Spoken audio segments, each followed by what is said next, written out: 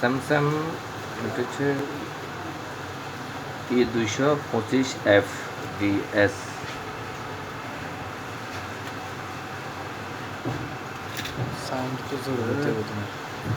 আসলে চার্জ হচ্ছে না, চার্জিং সলিউশন। আমরা বেশিরভাগ মানুষই কিন্তু চার্জ না হলে দৈনিক মতো অনেক কিছু করি, পিন চেঞ্জ করার চেষ্টা করি, অনেক কিছু চেষ্টা করি। তো এই ভালো সেটগুলো আসলে লজিক না চেঞ্জ করে, লজিক চেঞ্জ করতে গেলে অনেক খরচ, বা পিন চেঞ্জ করতে গেলে অনেক ঝামেলা। তো এই অরিজিনাল পিনটা যদি একটু কাজকাম করে দেখা যায়, হয়তো চার্জ হইতেও পারে। দেখি এটা চার্জিংয়ের সমস্যাটা কি, দেখি। এটা হচ্ছে চার্জিং লজিং এর কেবল।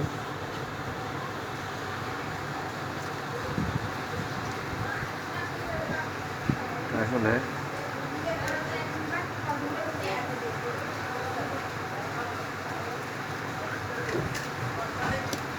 এই চার্জিংয়ের লজিংগুলো, যে পিনটা কিন্তু অনেক ক্ষেত্রে ভিতরে এইগুলোতে কিন্তু মরিচা পড়ে যায়। আমরা যদি একটু ভালো করে থিনার দিয়ে ওয়াশ করে যদি এটাকে যদি একটু ভালো করে কাজ করার পরে এরকম একটা পিন দিয়ে এটাকে ভালো করে লাইনগুলোকে টেনে দিতে হবে।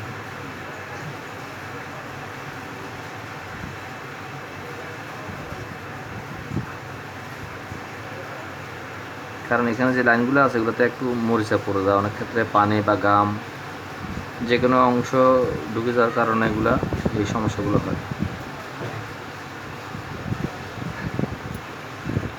দেখা যাচ্ছে অনেক কাজ একটা চার্জার পিন কঠিন হয়ে যায়, আর করতে জানলে অনেক ক্ষেত্রে সহজও করা যায়।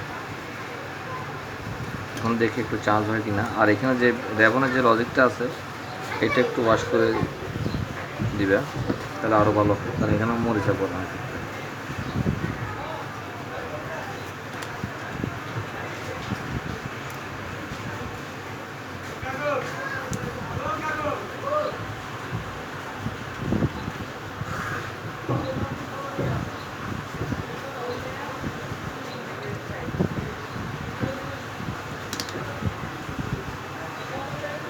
দেখে এখন চার্জ হয় কিনা।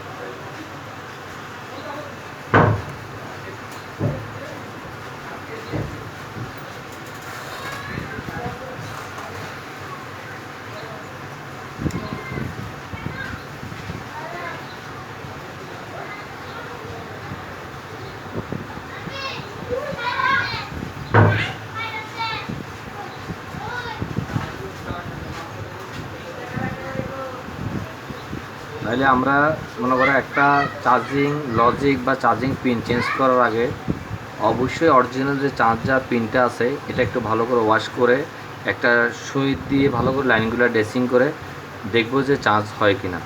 যদি চার্জ হয় তাহলে আমাদের কষ্টটা কম, সহজে কাজটা হলো, কাস্টমারও অরিজিনাল পিন চালায় একটু মজা পাবে। চার্জ হচ্ছে, ঠিক আছে, ওকে।